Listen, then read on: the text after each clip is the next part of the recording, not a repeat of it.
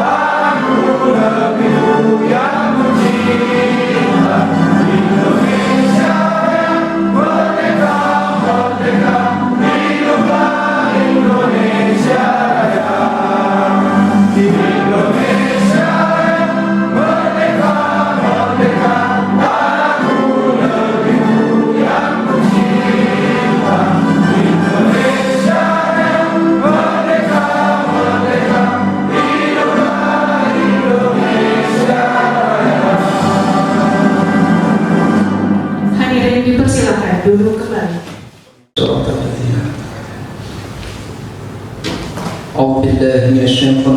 Bismillahirrahmanirrahim. Alhamdulillahirabbil alamin, wassalatu wassalamu ala asyrafil anbiya'i wal mursalin wa ala alihi wa sahbihi ajma'in. Kita semua, selain daripada itu, beliau ini juga salah satu perancang yang paling senior KUHP di Indonesia yang mau kita sahkan ini. Jadi tentu paham betul beliau ini setiap kata apa yang dirumuskan dalam RKUHP itu. Jadi ini langkah sebenarnya untuk mengajak beliau ke sini, dan oleh karena itu saya harapkan saudara-saudara menyimak betul, mengetahui, memahami betul apa yang ada di luar teks dari RKUHP itu, sehingga ini nanti dalam pelaksanaannya saudara di sini ada yang berhukum, ada yang dosen, ada yang mahasiswa. Mudah-mudahan ini semua bermanfaat. Dan sekali lagi kami mengucapkan terima kasih kepada Bapak yang masih bersedia memberikan ilmunya di Fakultas Hukum Universitas Bengkulu. Wabillahi taufiq wal hidayah. Wassalamualaikum warahmatullahi wabarakatuh. Tidak banyak yang akan saya sampaikan, namun kesempatan yang sangat baik ini akan dapat kita dengarkan dan kita peroleh. Ibarat kita menggali mata air, maka kita akan menemukan sumber mata air yang memang dari sumber yang asli. Oleh sebab itu, saudara-saudara mahasiswa sekalian,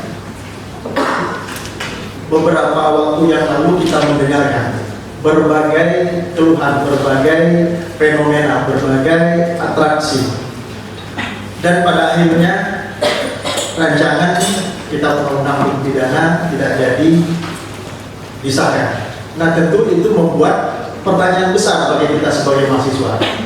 Oleh sebab itu tentu tepat sekali ketika pada pagi ini program pasca sarjana Fakultas Hukum Unif mengadakan kuliah umum dengan tema kajian kritis terhadap rancangan undang-undang hukum pidana. Setidak-tidaknya kalau kita mengamati, mencermati dari berbagai media maupun apa yang telah disampaikan oleh para yang kontra setidak-tidaknya di situ ada 11 persoalan yang dipermasalahkan di dalam rancangan itu. Antara lain misalnya persoalan aborsi, persoalan pers, persoalan kumpul kebo, persoalan pemeliharaan hewan, persoalan alat kontrasepsi, persoalan korupsi, persoalan pencabulan sesama jenis, persoalan santet dan sebagainya. Nah tentu kita pada pagi hari ini akan memperoleh kejelasan yang sejelas-jelasnya dari narasumber kita yang kita hormati, yang memang benar seperti apa yang dikatakan oleh Prof. Herlambang tadi. Prof. Banda ini adalah salah satu pelaku dari perancang kitab undang-undang hukum pidana ini. Oleh sebab itu, saudara-saudara sekalian, jangan menyia-nyiakan kesempatan ini agar Anda memahami secara baik tentang substansi dari rancangan undang-undang tersebut. Oleh sebab itu, kalau kita paham, maka khususnya bagi mahasiswa, kalau diminta untuk demo, tentu dipahami dulu apakah benar substansi itu bertentangan dengan persoalan-persoalan yang ada di masyarakat kita. Oleh sebab itu, adik-adik sekalian, mari kita dengarkan secara sesama, mari kita simak, mari kita tanyakan ketika kita mau memahami hal tersebut. Demikian saja mungkin yang dapat saya sampaikan. Untuk itu, saya sebagai Dekan Fakultas Hukum Universitas Bengkulu membuka acara kajian kritis terhadap rancangan undang-undang kitab hukum pidana secara resmi.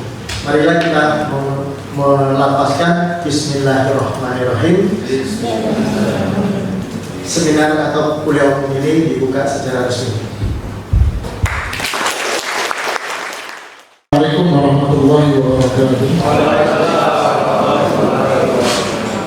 Ahmad Rasul yang aku sendiri memerintahkan syahadu la ilaha illallah wa syahadu Muhammadan abduhu wa rasuluhu dan beribadah.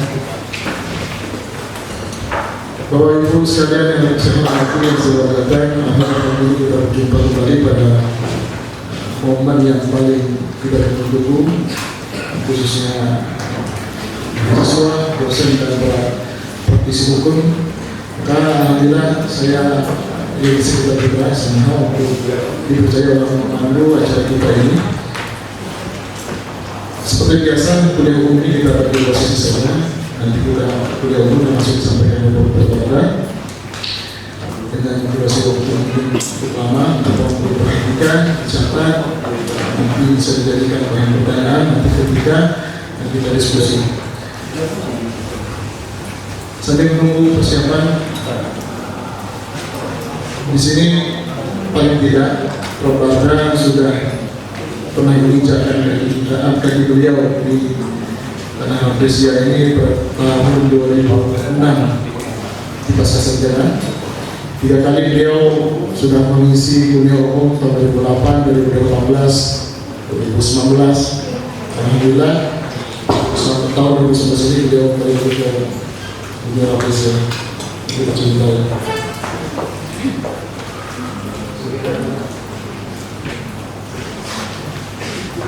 Kebetulan Bapak Ibu sekalian, guru saya langsung ketika pasca sarjana, jadi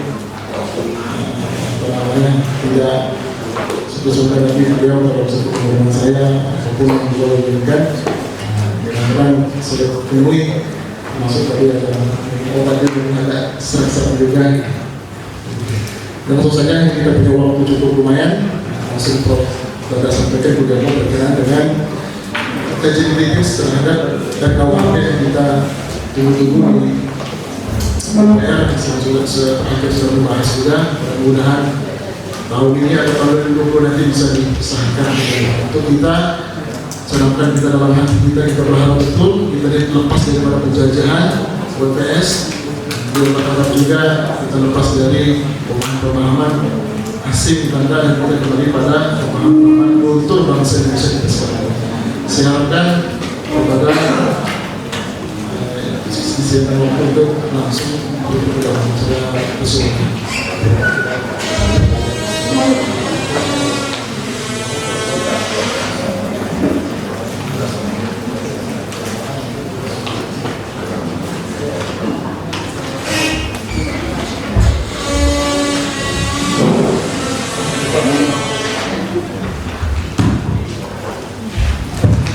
Assalamualaikum warahmatullahi wabarakatuh.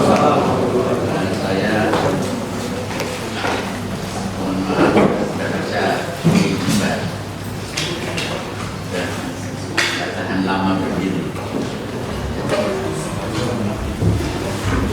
Saya duduk. Mendengar suara saya? Ya.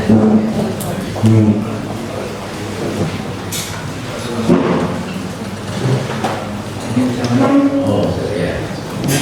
Ya, bismillah.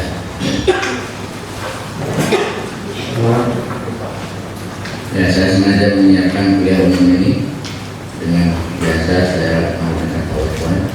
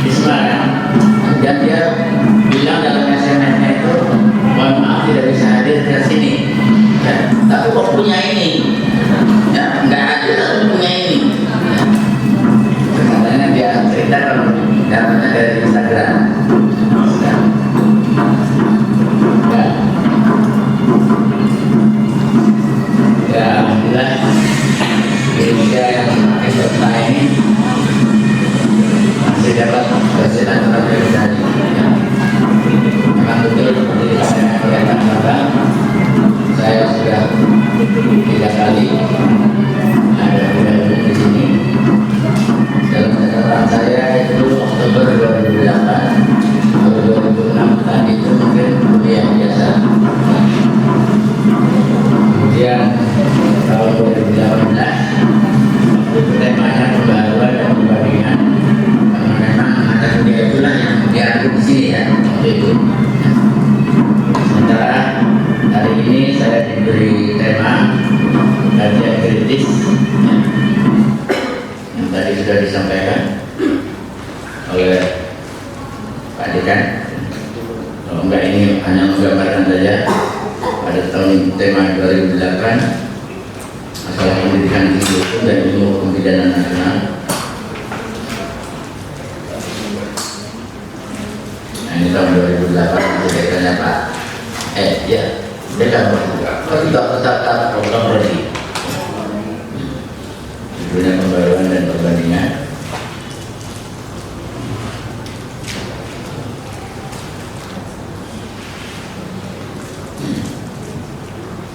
Ya, jadi sama-sama waktu kuliah-kuliah yang lalu kita bicara RKUHP karena pembaruan hukum pidana, dan pada waktu itu juga sedang rame-ramenya. Dan mungkin melihat gambar ini teringat apa ini? Teringat apa ini? Ada yang ingat? Ada yang anggota DPR di sini? Oke. Ini kan Pak Gayus Luhur, ya. Ini Pak Luhur, ya. Nah, kan ribut debat waktu itu. Nah, untuk mengingatkan peristiwa ini, oke, saya putar videonya. Semoga saja panen.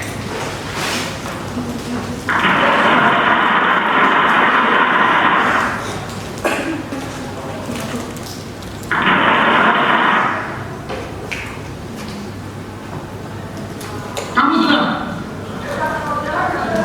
Ini akan tetap sudah belum?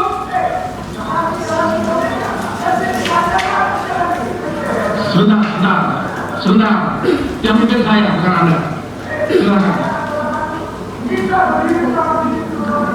Siapa bilang 3 rumah kau?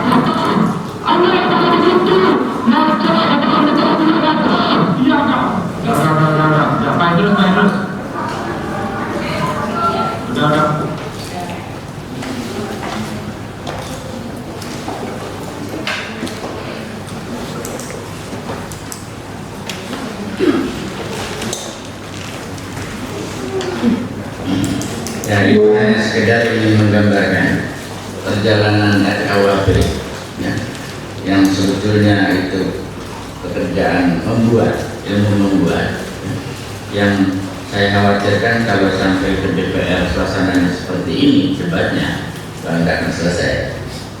Dan itu realita ternyata kemarin juga saya mengalami ya, sewaktu RKUHP ini seperti saudara ketahui kan sudah dilempar, sudah diserahkan oleh pemerintah ke DPR 2 kali.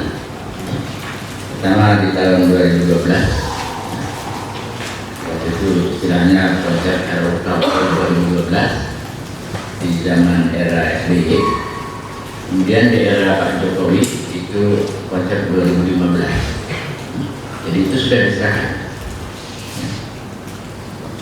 Dan pada waktu sebelumnya masih di dalam tahap panjang, itu juga terjadi perdebatan yang ramai, yang kemudian karena adanya perdebatan yang ramai dari pihak pemerintah, karena yang menyerahkan RUU itu pemerintah, itu memanggil atau meminta saya dengan Pak Muladi sebagai pendamping. Jadi istilahnya begini, kalau saya gambarkan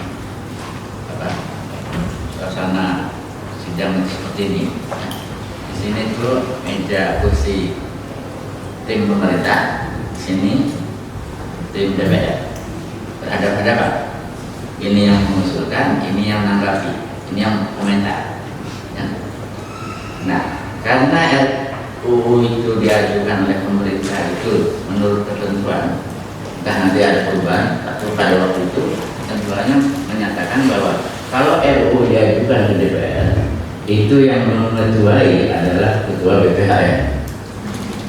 Ya, karena ketua BPHN adalah ketua Badan Pembinaan Hukum Nasional, dan seperti saudara ketahui, embrio dari penyusunan RKUHP itu kan diawali mulai dari BPHN, mulai dari istilahnya tim pengkajian sampai kemudian tim penyusunan. Jadi ada 2 tim waktu itu. Alhamdulillah saya terlibat dalam 2 tim itu, baik tim pengkajian maupun tim penyusunan.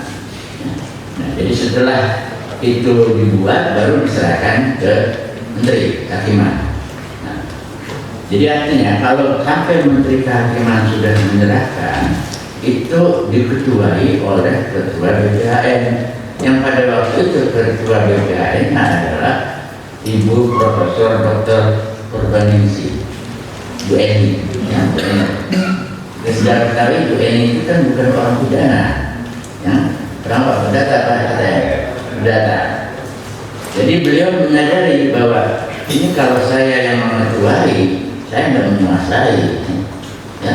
Jadi untuk setiap rapat itu kemudian minta didampingi oleh Muladi sama Berda, yang kebetulan memang betul tadi dikatakan bukan yang tertua, yang masih hidup itu adalah jalannya. Nah, timnya kan banyak, ya. Timnya banyak. Ya. Tapi yang alhamdulillah masih hidup sampai hari ini adalah Muladi sama saya. Dan betul bahwa saya itu adalah yang tertua dari seluruh dosen hukum pidana se-Indonesia. Ya. Dosen asli ya, bukan dosen campuran. Seperti kalau misalnya Prof. Tapi itu kan aslinya sebetulnya kriminolog, ya. Tapi akhir-akhir ini ya dikenal juga sebagai ahli hukum pidana. Kemudian Mbak Harfi Tuti juga betul, ya, ngaku-ngaku sebagai, ya. Kemudian Handi Angga, ya. Padahal beliau itu adalah ketua tim RKUHP. Ya, dia belum pemacara, dia jaksa kok, ya. Walaupun beliau juga anggota tim dari penyusunan KUHP dipesertakan. Tapi yang asli hukum pidana itu adalah berarti sama Berda, ya. Yang sebelumnya itu adalah saya maupun Profesor Sudarto, ya. Sebelumnya lagi ya kakek guru saya Profesor Mulyatno. Jadi dilihat dari usia juga saya yang tertua, dilihat dari riwayat perjalanan hidup, jabatan-jabatan, itu saya yang tertua. Tapi saya tidak mau dikatakan sebagai dosen senior atau apa dosen senior atau apa senior, forum senior tidak. Ya. Yang senior mungkin tak ada lambang ini. Ya. Yang benar. Nah, apa sih arti senior? Di kepala Pak Erlambang apa arti senior? Tidak, sama kalau gitu. Pokoknya senior itu senang istri orang. Saya bukan senang istri orang. Saya bawa ikut saya ada selalu ikut saya. Jadi saya sendiri senang istri sendiri. Oke, teruskan. Ya, untuk kali ini itu akibat dari adanya protes mahasiswa. Ya, akibat demo mahasiswa. Ini saya tunjukkan gambarnya jelas-jelas, ya, di Pampang ada unjuk rasa tolak RKUHP. judulnya gitu. Entah ada mahasiswa dari Unila, Unil apa tidak, dan ada itu, ada. Ini seragamnya biru. Ini berarti.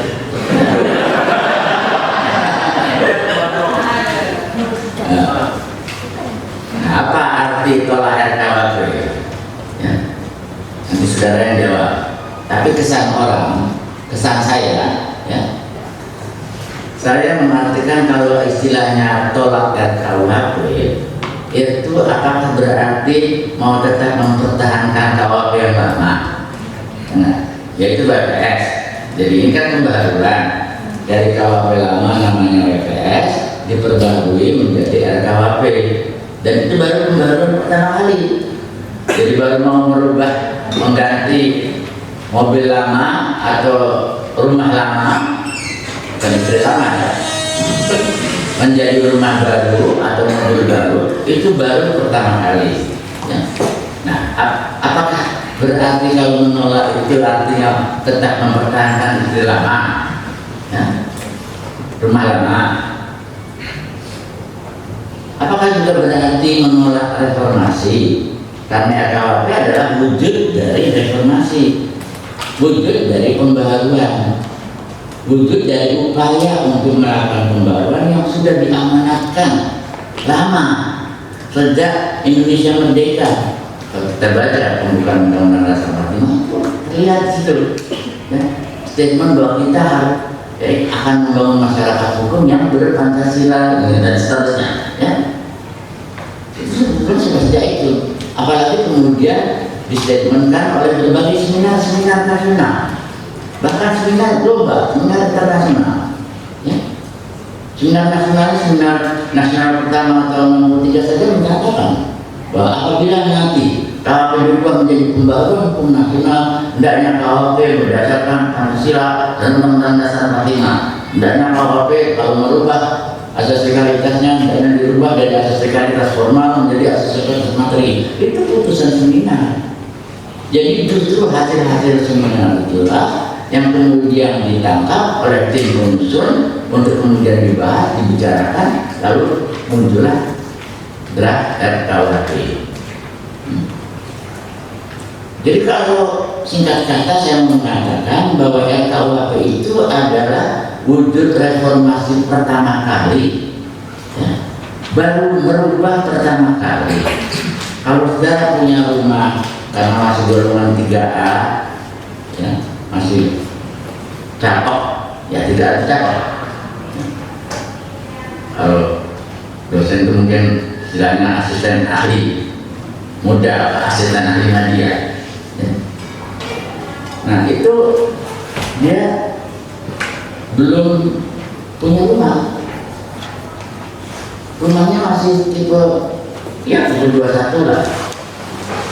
Apabila kemudian dia bermaksud merubah, membangun rumah baru, apakah bisa sekaligus jadi sempurna bangun rumah itu? Saya saja sampai hari ini membuat rumah belum bisa dapat rumah yang ideal.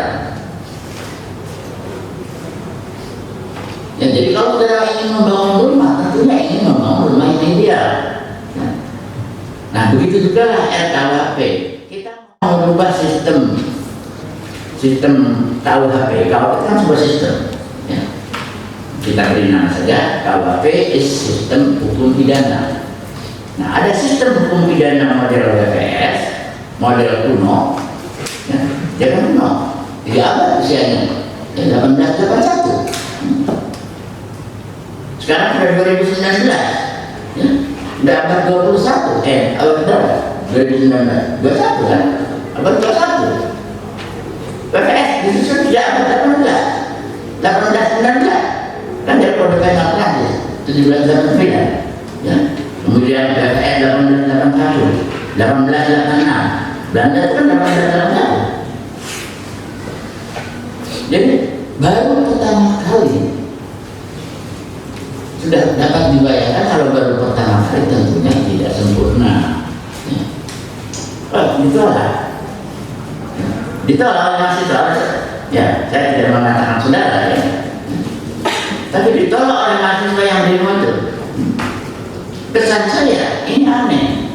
Apa memang itu watak mahasiswa? Karena menurut saya dari dulu sampai sekarang watak mahasiswa itu adalah watak satu,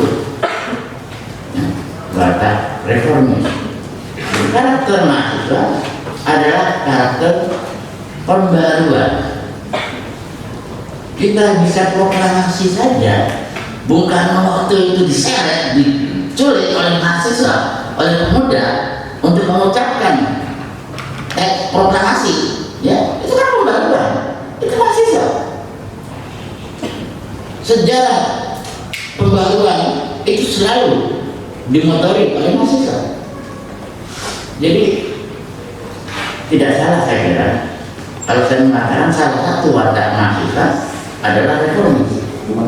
Yang kedua, karena mahasiswa itu warga intelektual, dia bersifat kritis ilmiah, ya, bekerjanya berdasarkan scientific thinking, ya, berpikir, jangan emosi. Apa alasannya, apa dasarnya kalau menolak? Kan gitu. Harusnya bisa punya argumentasi atau bisa punya penjelasan, ya, di mana letak kekurangannya, keburukannya dibandingkan WTF lama. Padahal ini baru pertama kali.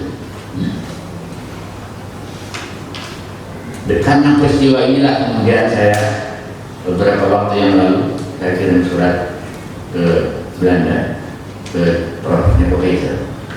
Nanti ada surat di sini. Ya.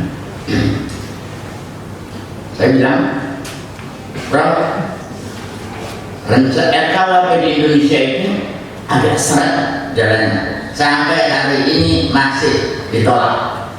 Ya. Saya mohon dukungan.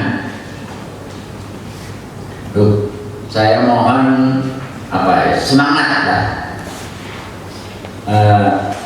untuk saya yang di Indonesia ini. Menurut Bapak sarannya bagaimana? Saya ingin tahu, bisa tidak Bapak menceritakan, Prof. Niko menceritakan kepada kami perubahan atau reformasi pembaharuan WVS di Belanda itu sampai hari ini itu sudah berjalan berapa kali? Sebab kami di Indonesia baru pertama kali saja sudah diprotes. Saya terkejut mendapat jawaban Prof. Niko. Ternyata di sana sudah berlangsung 455 kali. Kita baru sekali saja ribut. Kenapa tidak punya jiwa nasionalis seperti orang Korea? Kita tahu di buku pelajaran perbandingan Pak Harambang, Bu Lydia mengajar perbandingan. Ya. Itu kawan Korea sewaktu dia merdeka dari penjajah, yang menjajahnya adalah siapa? Siapa yang menjajah Korea?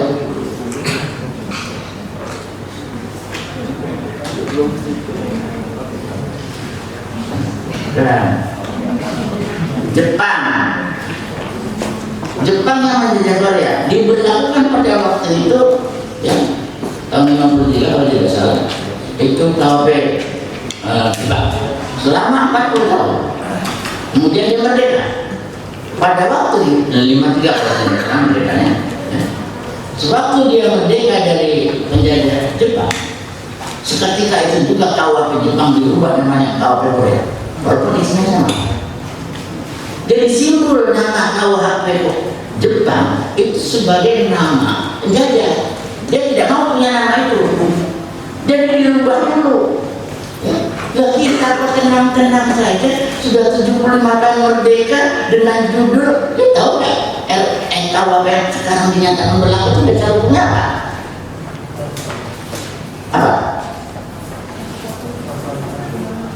Apa landasan dasar hukum berlakunya WPS yang sekarang ini, KUHP yang sekarang, yang sejarah pegang?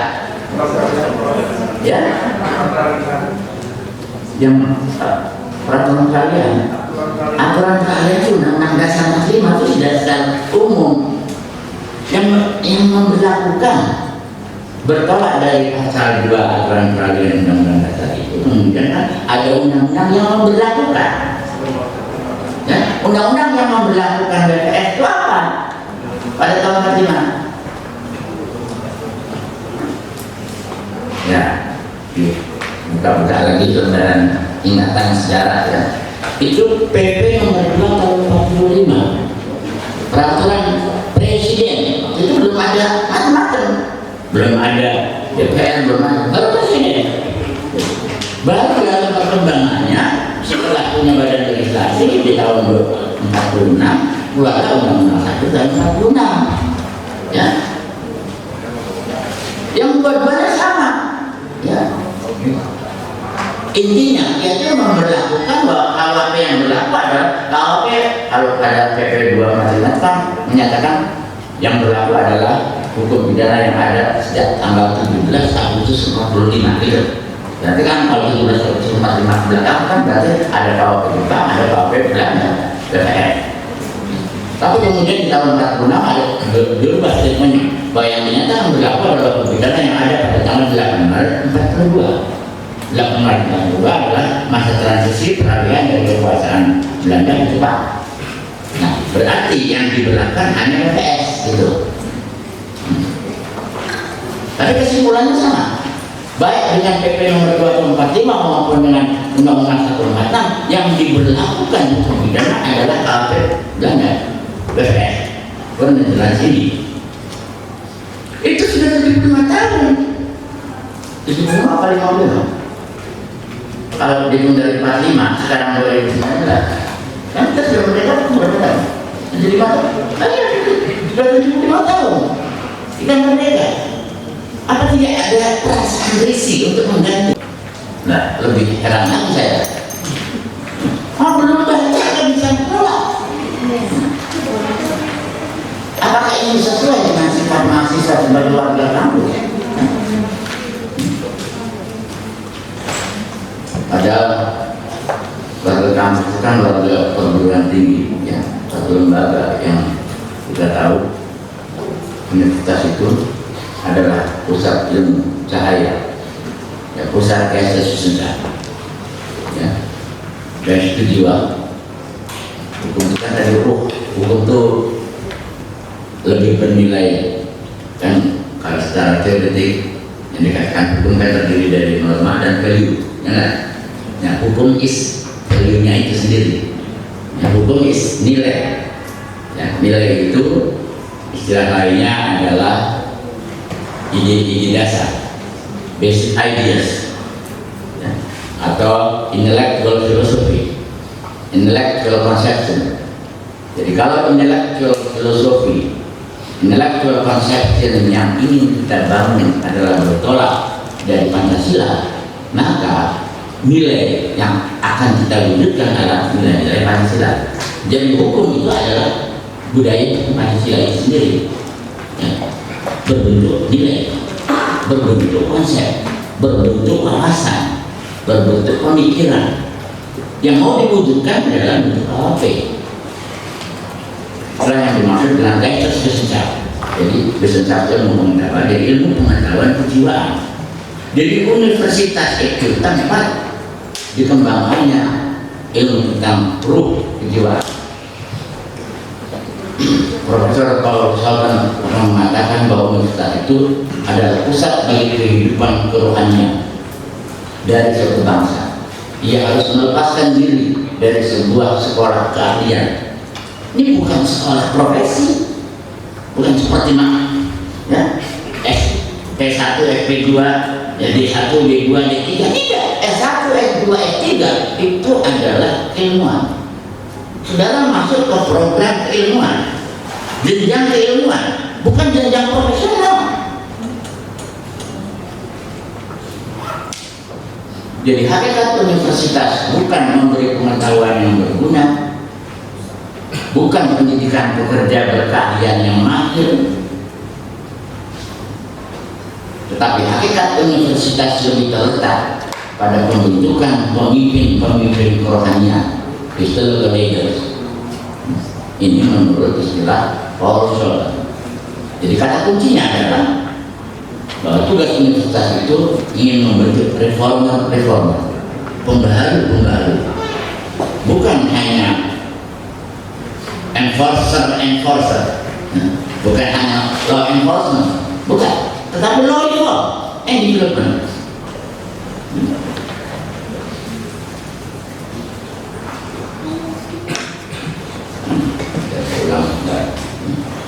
Ya, kalau istilah Prof. Mulyatno, dia mengatakan bahwa tiap ilmu pengetahuan yang tidak dibarengi dalam ilmu ketuhanan tidak lengkap. Inilah pembaruannya.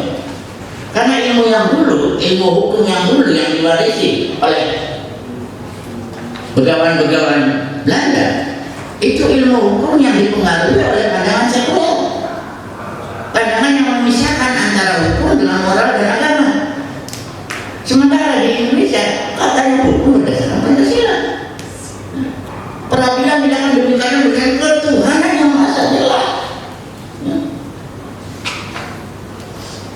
Jadi Pancasila saja ada ketuhanannya, ada kemanusiaannya. Yang ini sebetulnya sampai hari ini kita harus menangis, ironi. Mengapa payungnya saja ada Pancasila, ada ketuhanan, ada kemanusiaan, ada manusia itu humanity, jadi humanity principle, ada ketuhanan, berarti kalau dikaitkan dengan keadaan keadilan berketuhanan harusnya, religious justice harusnya, atau ketuhanan itu bisa diistilahkan divine justice. Kalau berdasarkan sila pertama Tuhan, kalau berdasarkan sila kedua kemanusiaan harusnya human justice. Jadi keadaan yang berkemanusiaan, kalau dikaitkan dengan sila kerakyatan, demokrasi, ya keadaan yang berkerakyatan. Yang kita sendiri punya istilah, ada istilah keadilan sosial, social justice. Ini yang terkadang sering dilupakan oleh kita, tidak kita kaji. Jadi istilah-istilah asli Indonesia ada keadilan berketuhanan, keadilan berkemanusiaan, keadilan berkerakyatan, keadilan sosial. Itu istilah-istilah yang ada di Indonesia. Bahkan kalau kita lihat di Undang-Undang Dasar 45 yang mengatakan kekuasaan kehakiman adalah kekuasaan menegakkan hukum dan keadilan berdasarkan Pancasila dan konstitusi, itu jelas. Yang kemudian di breakdown di Undang-Undang Kekuasaan Kehakiman kan bunyinya begitu. Apa yang maksud dengan kekuasaan kehakiman? Dikatakan itu kekuasaan kehakiman adalah kekuasaan menegakkan hukum dan keadilan berdasar Pancasila dan konstitusi, itu bunyinya. Kalau keadilan berdasarkan Pancasila berarti Pancasila justice. Kalau keadilan berdasarkan konstitusi berarti constitutional justice. Itu istilah-istilah kita. Kenapa itu tidak digali, tidak dikaji, tidak terus-menerus direnungi, dikembangkan, tapi saudara kenal dengan istilah keadilan distributif lah, keadilan restoratif lah, restoratif justice saudara kenal. Tapi keadilan berdasarkan manusia tidak kenal. Kalau saudara, saya pernah menguji calon hakim agung di Jakarta. Kebetulan saya pengujinya waktu itu. Saya anggota KAI pada waktu itu.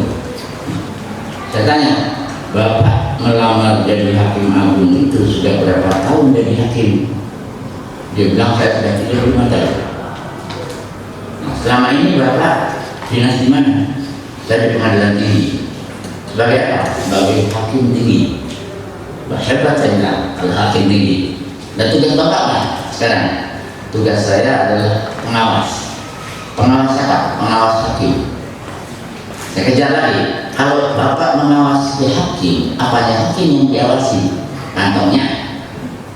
Istrinya? Kan tidak. Ya, apa tugasnya? Nah, apa tugas hakim? Menegakkan keadilan. Saya kejar lagi. Keadilan yang bagaimana?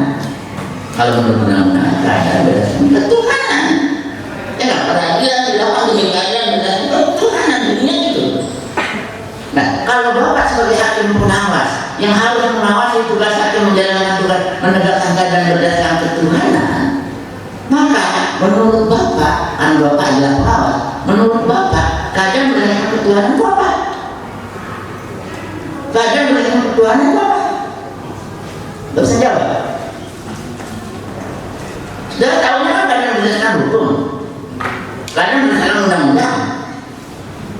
Kalau undang-undangnya hukum pidana ya keadilan berdasarkan undang-undang itu berdasarkan pasal 1. Pasal 1-nya bunyinya tiada satu perbuatan dapat pidana kecuali telah ditetapkan oleh undang-undang. Jadi kalau menetapkan keadilan berdasarkan undang-undang itu tidak adil. Itu menurut KUHP. Wah, KUHP itu warisan Belanda. Itu tidak salah, betul, karena itu dinyatakan berlaku sebagai hukum positif saat ini. Kalau kan menjadi hukum positif, tidak salah. Tapi jangan melupakan dong amanat nasional. Amanat nasional yang mengatakan keadilan berdasarkan ketuhanan, keadilan berdasarkan konstitusi. Nah, keadilan berdasarkan ketuhanan itu apa? Nggak tahu dia. Nah, menurut saya kan aneh. Nah, akhirnya saya kerja, ada keluar. Ya, keadilan berdasarkan ketuhanan itu apa? Berdasarkan tuntunan Tuhan. Nah, tuntunan Tuhan itu ada di mana? Agama Bapak Islam. Nah, tuntunan Islam apa? Nggak tahu juga.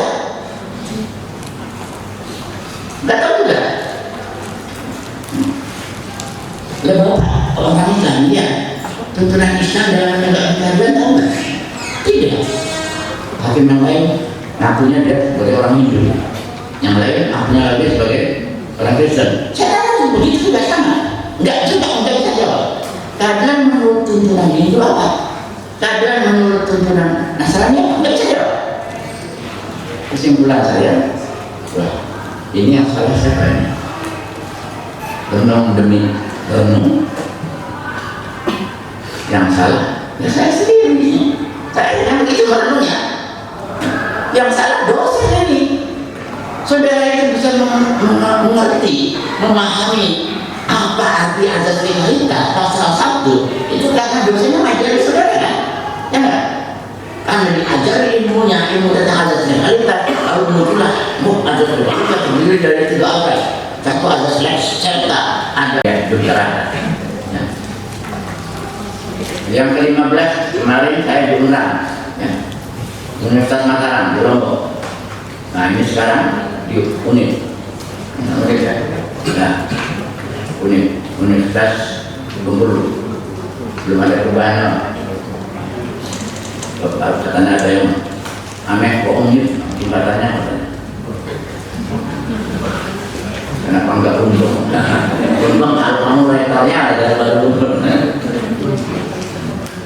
Ya, setelah ini nanti saya ke Universitas Serang Raya, kemudian ke UNS, ya. Ini masih booking semua, 4 masih booking.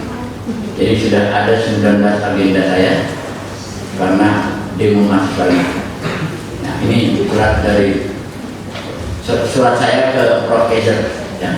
Ya intinya saya mengatakan this law from Nico explain how many times has the draft penal code changed since PPS 1881. Lalu dia jawab, ini jawaban Prof. Nico.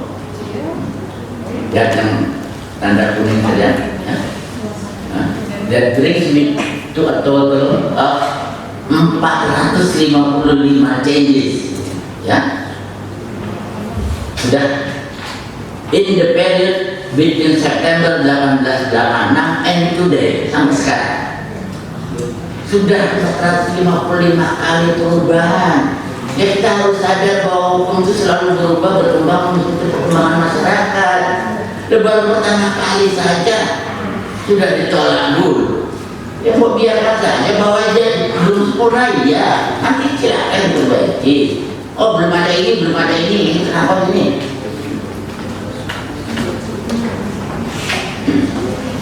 Nah ini terus kecil bangga di belakang tuh. Gua ada kalau ini ada gambar saya tapi ini Prof. Marjono yang dulu pernah menjadi ketua tim Indonesia KUHP menggantikan almarhum saya Prof. Sudarto. Nah inilah Profesor Nico Kaiser dan ini Profesor Satnasar. Keduanya ini selalu datang ke Indonesia membantu.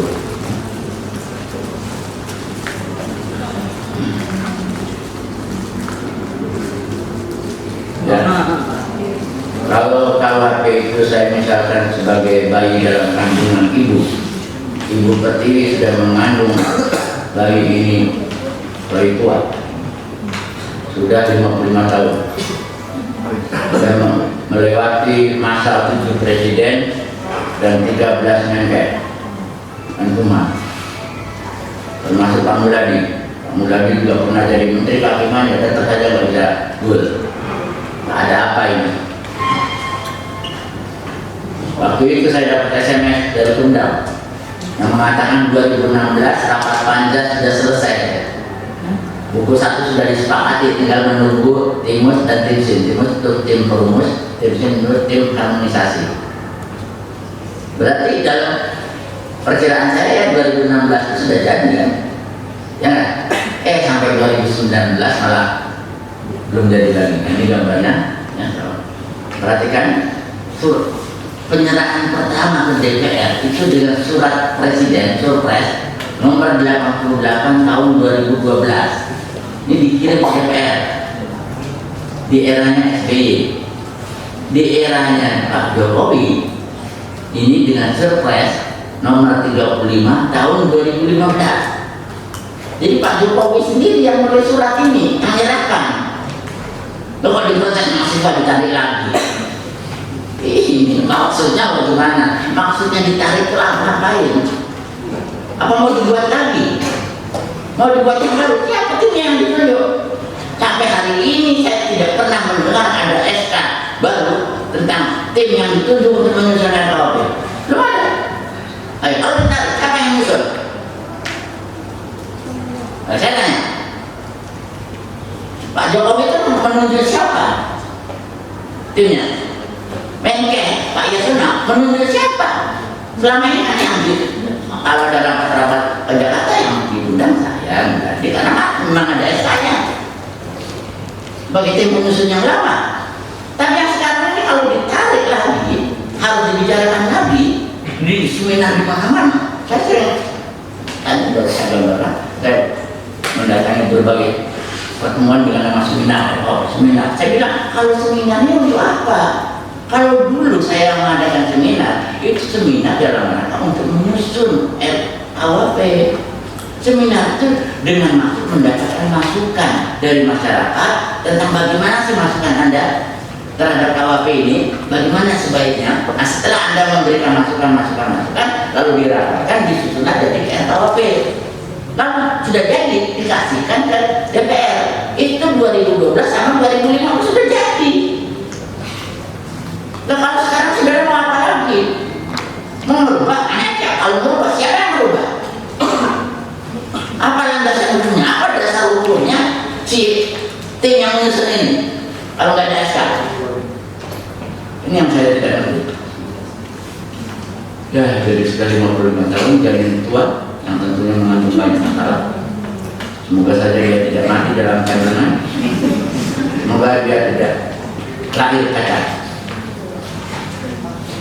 Kalau tidak dengan hati-hati ditangani oleh para dokter atau bidan yang ahli. Saya sudah mulai khawatir karena waktu saya rapat terakhir ini terjadi perdebatan ramai saya dengan pernah dengar ributnya saya dengan DPR. Tidak pernah dengar? Oke, saya buka sini. Jadi waktu itu karena si anggota DPR itu sering bertanya terus, saya kan begini tadi ya, saya berada di posisi pemerintah. Nah, ini salahnya si Pak Yasona. Sampai saya protes sama Pak Yasona, Pak, kenapa saya sama Melati kan sebetulnya itu penyusul ya, yang harusnya itu posisinya di tengah-tengah. Silakan kalau DPR bertanya, tanya ke sini. Kalau pemerintah mau bertanya, ya tanya ke sini, ke yang menyusul. Jangan saya ditempatkan di deretan pemerintah. Kalau duduknya di deretan pemerintah dikira lawan dari ini, ya enggak? Nah, terjadilah debat. Waktu itu dia bertanya, sini bertanya terus ya. Nah, karena dia bertanya terus, saya bilang begini, mohon maaf, bukankah Bapak itu panja, panitia kerja yang sudah ditunjuk, sengaja ditunjuk untuk membahas RKUHP.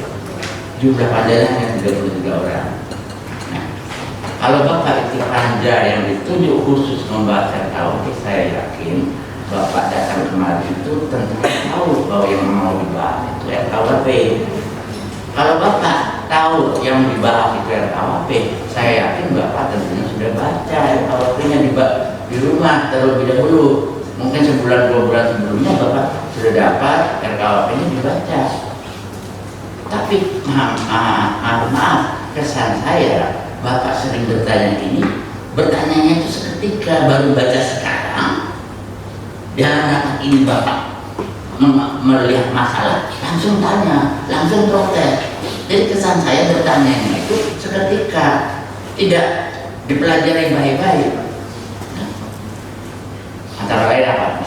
Misalnya bunyi pasal 1 yang tadi saya katakan azas legalitas yang berubah.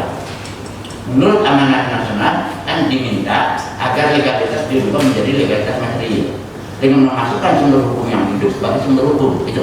Ya. Supaya sinkron, supaya ada harmonisasi, ada sinkronisasi antara sumber hukum, pasal tentang sumber hukum yaitu azas legalitas di KUHP dengan siskumnasnya, dengan undang-undang dasarnya, dengan undang-undang nasionalnya harus sinkron. Ya. Undang-undang nasionalnya mengatakan saya yakin wajib menegakkan hukum yang hidup, tetapi KUHP-nya tidak, yang wajib hanya undang-undang, namanya tidak sinkron. Itu kan yang terjadi saat ini. Ya. Yang akhirnya gimana mau mengenai? Saya mau menegakkan yang mana? Perintah saya menegakkan KUHP-nya berbunyi tiada perbuatan dapat dipidana berdasarkan undang-undang. Jadi menurut KUHP saya menegakkan undang-undang katanya. Tapi menurut undang-undang kekuasaan kehakiman saya disuruh menegakkan hukum yang hidup. Gimana ini? Nah, itu akibat tidak sinkron. Nah, supaya sinkron, ini disinkronkan. Maka yang disinkronkan di undang-undang nasional, disinkronkan ke KUHP Belanda, ya tidak kan? Justru KUHP Belanda yang kolonial itulah yang disinkronkan dengan hukum nasional. Jadi setelah itu diubah, tiba-tiba yang anggota DPR ini ada yang protes, maju tanya, Pak, apa yang dimaksud dengan hukum yang hidup? Tanya gitu. Karena di situ dalam bahasa saya ada kata-kata hukum yang hidup. Itu satu. Yang kedua, pertanyaannya, apakah kalau dimasukkan hukum yang hidup sebagai sumber hukum itu tidak bertentangan dengan azas legalitas? Itu pertanyaan kedua. Berarti di kepala dia azas legalitas itu jelas pasal 1 KUHP. Dia juga bilang itu bertentangan. Yang ketiga, apa kriterianya Pak? Kalau hukum yang hidup itu digunakan sebagai sumber hukum, apa kriterianya untuk menentukan bahwa hukum yang hidup itu adalah sumber hukum? Karena hukum yang hidup itu di Indonesia banyak sekali. 40 nomor saja membagi 19 lingkungan hukum adat, ya. Jadi bagaimana menentukannya? Apa kriterianya? Oke, saya jawab satu persatu. Saya jawab. Pertama, mohon maaf, saya bilang pada anggota DPR, istilah hukum yang hidup Pak, itu bukan istilah kami, bukan istilah asli dari tim penyusun RKUHP. Itu amanat nasional yang ada di berbagai forum seminar, putusan seminar. Dan yang kedua ada di undang-undang nasional kita, di berbagai undang-undang. Jadi banyak undang-undang hukum positif, artinya kalau undang-undang kan hukum positif, hukum yang saat ini berlaku itu banyak digunakan istilah hukum yang hidup. Antara lain tadi undang-undang kekuasaan kehakiman kan menggunakan kata hukum yang hidup, hakim wajib menggali hukum yang hidup gitu. Di undang-undang kepolisian, undang-undang 2012 ada kata-kata tugas pokok Polri adalah menegakkan hukum dan undang-undang. Jadi redaksinya kadang-kadang memang berbeda-beda. Hampir semua undang-undang yang saya amati itu berbeda-beda, tapi ada. Jadi di undang-undang di hukum positif itu ada istilah hukum yang hidup. Saya bilang, Pak, hukum yang hidup itu bukan istilah asli dari kami tim penyusun RKUHP, tapi itu istilah yang sudah ada di hukum positif. Kalau positif itu yang buat siapa, Pak? Kan Bapak. Lah kok Bapak bertanya? Padahal setiap undang-undang yang menyebut kata-kata hukum yang hidup itu kalau saya lihat di penjelasannya jelas. Penjelasannya bilang cukup jelas. Lah Bapak kok tanya apa artinya? Saya malah tidak mengerti, Pak. Saya balik begitu. Ya, kelekap ya. Kan aneh menurut saya. Itu amanah sudah dirumuskan, kok malah ditanya apa itu hukum yang hidup? Padahal di dalam RKUHP itu ada penjelasannya. Kalau Bapak bertanya tentang apa pengertian hukum yang hidup, berarti Bapak belum baca RKUHP. Padahal tadi saya katakan Bapak kesini itu adalah tentang RKUHP. Harusnya baca dulu. Yang di RKUHP-nya ada penjelasannya. Jadi di pasal 1 nanti saudara lihat di penjelasan pasal 1 ada penjelasannya apa yang dimaksud dengan hukum yang hidup. Nanti di penjelasan umum juga ada. Itu. Jadi menurut saya itu salah satu kejanggalan, keanehan. Ya. Jadi si pembuat undang-undangnya sendiri itu tidak menguasai hukum. Apalagi ya, setelah terjadi perdebatan seperti itu, saya ngomong begitu, si ketua DPR panjangnya itu marah. Dia bilang begini, ya sudah kalau Bapak nggak mau menjawab pertanyaan kami, silakan Bapak keluar dari ruangan ini. Saya sudah mau keluar saat itu. Ya. Saya memang orang Sumatera, nggak mau bukan sembarangan, kampung Bulu. Diomongin gitu, saya marah. Maunya saya keluar, tapi seketika itu juga ada 2 anggota DPR yang menahan saya. Dia ngomong spontan setelah sang ketua bilang begitu, si 2 anggota DPR ini dia berbicara dengan sangat berharap, Pak Bardan jangan meninggalkan ruangan ini. Kami masih membutuhkan pencerahan dari Pak Bardan. Dia bilang gitu. Lalu yang satu lagi ngomong gitu. Jadi karena 2 omongan anggota DPR itu saya tidak pergi. Ya sudah, saya tunggu aja. Saya sabar-sabarkan nanti. Nah, kesimpulan saya apa? Setelah kejadian seperti itu, lalu saya mencoba cari tahu.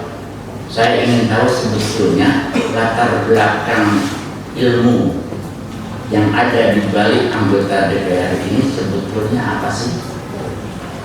Saya cari CV-nya, kurikulum vitae-nya. Latar belakang semua anggota DPR yang 33 itu saya dapat, ada di laptop saya kumpulkan, saya bikin tabel, kelihatan di situ gambarannya kurang lebih begini. Sebagian besar dari anggota panja itu hanya lulusan SMA 1. Yang kedua, ada yang lulusan S1, ada lulusan S2, ada lulusan S3, tapi tidak satu pun S1, tidak satu pun orang hukum. Kesimpulannya, dia tingkatan TK di bidang hukum. Ya, SMP saja tidak, mahasiswa saja tidak. Ilmu tentang hukum pidana tingkat TK. Ini RKUHP disusun oleh kakek-kakek guru saya, guru besar. Dia mudah nggak? Sama seperti kalau saudara bikin tesis, sudah kasihkan anak TK ngerti? Nggak ngerti. Ini RKUHP disusun oleh para guru besar, pakai ilmu, pakai perbandingan, pakai kajian komparasi di berbagai negara. Ya. Bagaimana kelemahan dari asas legalitas formal? Apa kelemahannya? Apa kekurangannya? Justru kita mau memperbarui itu, kita harus mengetahui kekurangannya yang lama. Bagaimana kita bisa melakukan pembaruan kalau kita tidak tahu yang jelek yang lamanya apa? Dikaji. Nah, justru itulah yang namanya tim pengkajian. Nah, setelah tim pengkajian selesai, diwujudkanlah ide itu menjadi tim keputusan. Sudah jadi. Jadi itu bukannya ujuk-ujuk, kan sudah lihat waktu demo kan mahasiswa seolah berkesan bahwa RKUHP ini ujuk-ujuk katanya. Kami tidak diajak bicara. Aneh tidak menurut saudara? Coba RKUHP dikasihkan ke saudara. Saudara saja di S2 ini belum tentu bisa. Apalagi dikasihkan mahasiswa yang macam-macam bidang ilmunya, ada hukum, ada teknik, ada kedokteran, dikasihkan, bisa, nggak mungkin bisa. Secara rasional, ya dia membahas itu orang-orang ditunjuk yang tahu. Wajarnya kan gitu. Kalau dia proses undang-undang si mahasiswa harus dilibatkan, logika apa itu? Logika menurut hukum nasional saja tidak begitu. Menurut hukum nasionalnya, suatu undang-undang, suatu hukum itu menjadi hukum positif apabila dibuat legislasi. Legislasi adalah wakil rakyat, kan gitu. Bukan semua orang jadi wakil rakyat. Wakil rakyat saja belum tentu bisa kok. Masa diserahkan ke mahasiswa? Dan anehnya kenapa ucapan seperti itu hanya ditujukan ke RKUHP? Kenapa waktu undang-undang yang lain, undang-undang korupsi, undang-undang KDRT, undang-undang lingkungan hidup, ya, undang-undang perbankan, si mahasiswa tidak terkait? Kenapa kami tidak dilibatkan dalam penyusunan undang-undang perbankan? Kan tidak pernah bilang begitu. Tiba-tiba KUHP, jadi ngomong itu. Ini ada siapa di balik aktor ini, ya, yang menggerakkan si mahasiswa? Saya tidak tahu. Dan apakah dia ngerti? Oke, saya teruskan.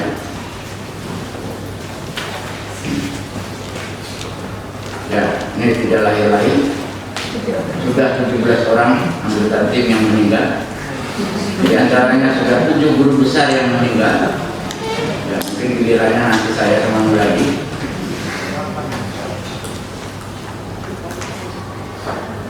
Ya, apa ide-ide dasar atau basic ideas dari penyusunan bangunan baru ini? Ya, ada secara singkat, ada wawasan nasional tentunya, ada wawasan global. Kalau saya misalkan KUHP kuno itu gambarnya mobil kuno ini yang kemudian berubah jadi KUHP,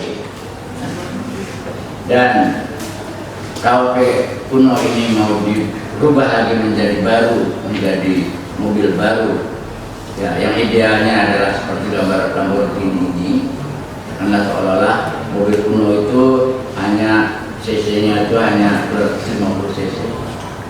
Sementara di Lamborghini sistem mesinnya itu 6.500 cc otaknya. Jadi ini seolah-olah yang saya gambarkan, kalau WPS ini adalah 1915 dan KUHP yang berlaku sekarang kan start 1915 nomor 713, dia terlahir sebelum kemerdekaan, sebelum tahun 45. Artinya apa? Artinya dia belum sama sekali dipengaruhi oleh wawasan-wawasan nasional yang ada pada tahun 45. Pemikir-pemikir nasional tahun 45 belum berpengaruh. Tahun 1915 lahirnya. Tentunya dia dipengaruhi oleh Belanda.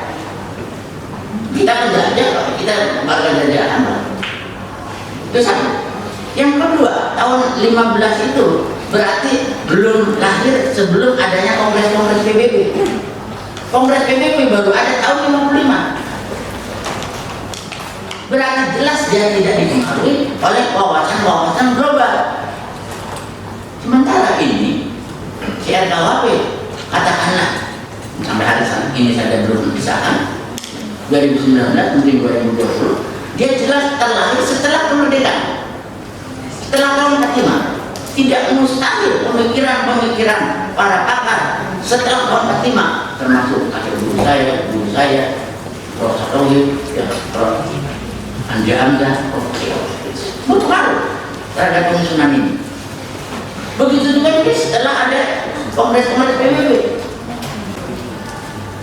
Ada kongres PBB tentang pidana mati, ada kongres PBB mengenai pidana penjara. Ya, tahu kan pidana penjara itu sudah kan ada yang program kontra sampai hari ini. Nah, bahkan ini Bengkulu ya, tokohnya siapa? Ada tokoh di Bengkulu ini yang menjadi tokoh nasional yang menentang pidana penjara siapa? Ini senior. Dan Profesor Hajairi, ya Profesor Hajairi itu penentang utama, tidak setuju dengan pidana penjara. Jadi ada pro dan kontra. Nah, yang kontra ini termasuk Pak Hajairi. Jadi artinya ada pandangan-pandangan tentang pidana penjara yang pro dan kontra. Begitu juga ada pandangan-pandangan di dunia internasional tentang kesepakatan global tentang bagaimana pidana penjara itu harus dipakai seandainya pidana penjara itu terpaksa dipakai. Ada kebijakan-kebijakannya, ada rambu-rambu globalnya. Kalau pidana penjara akan dipakai, nah, rambu-rambu global mengatakan harus begini, karena itu. Nah, sudah barang tentu pandangan-pandangan global seperti itu juga dipertimbangkan dalam penyusunan RKUHP ini. Jadi jelas berbeda kelahiran itu berbeda juga wawasan.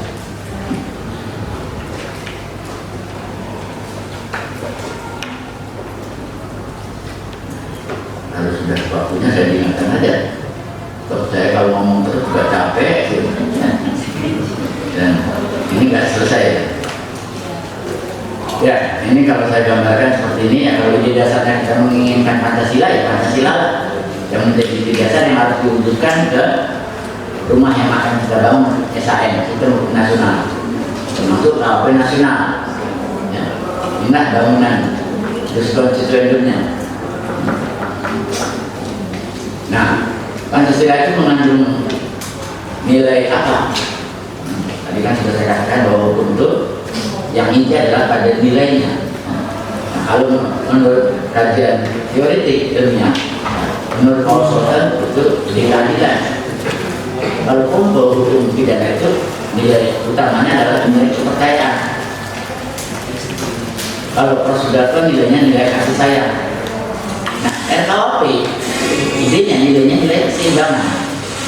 Jadi ada ide keseimbangan yang ingin diwujudkan.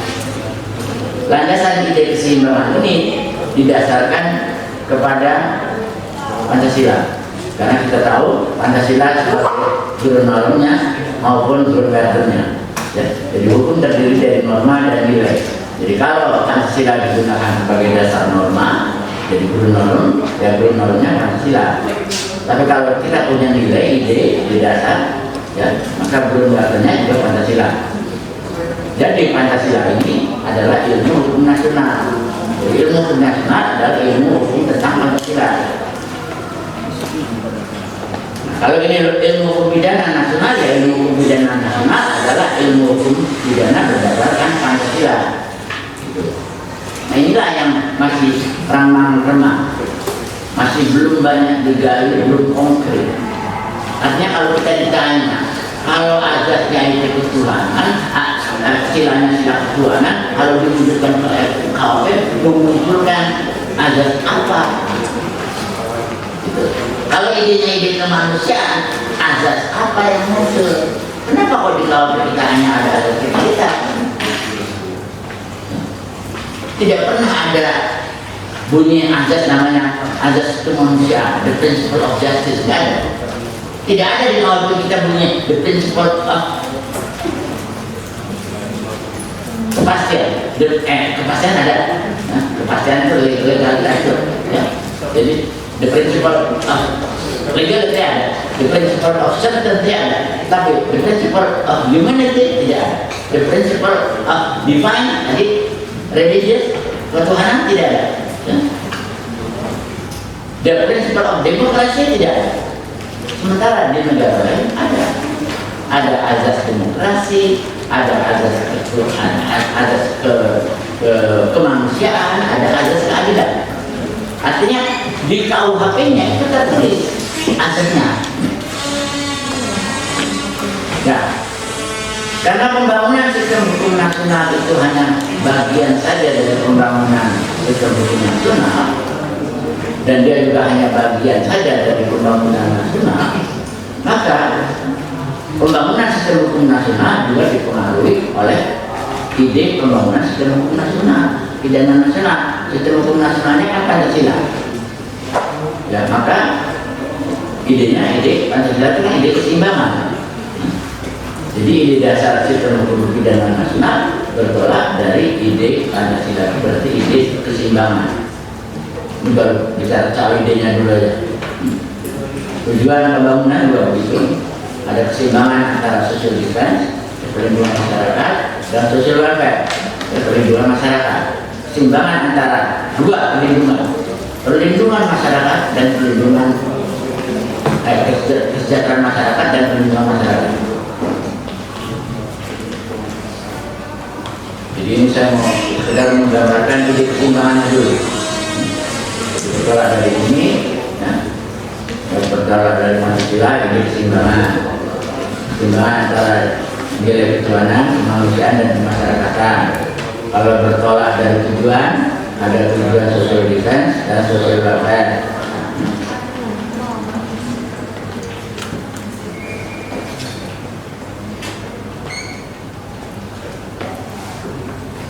Oke.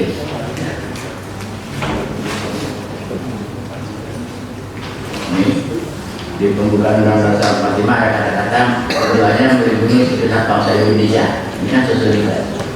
Untuk memajukan kesejahteraan umum, mencerdaskan kehidupan bangsa dan sebagainya, itu social welfare. Keseimbangan.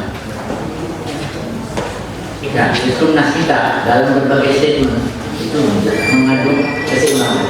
Di sini dikatakan misalnya, ini Undang-Undang Dasar 45, negara mematuhi hukum adat dan hak tradisional.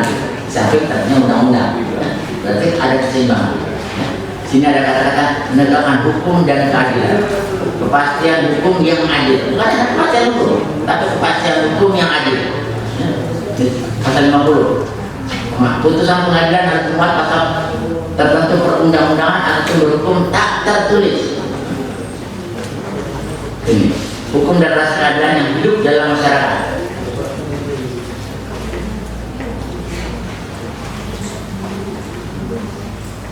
Ya. Dan keseimbangan itu kan juga sebetulnya wujud dari gambar keadilan, yaitu neraca. Neracanya itu timbangan. Apalagi kita berdasarkan ketuhanan. Ya. Ada ajaran Tuhan yang mengatakan alladzi khalaqaka adalah